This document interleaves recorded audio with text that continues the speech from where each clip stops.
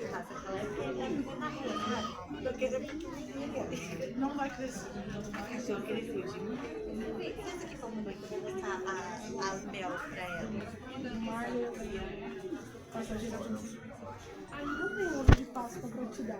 Eu falei, aqui, eu trouxe chocodão. Eles vão mais fresquinho. Ah, não, nem sei falar, não vou pegar. Ele veio dentro de você. Ah, trouxe como fosse um ovo de Páscoa. É aquela carinha, sabe? Atenção, Antoniago Oliveira Matos, centro de número 41. Compareça ao consultório 09.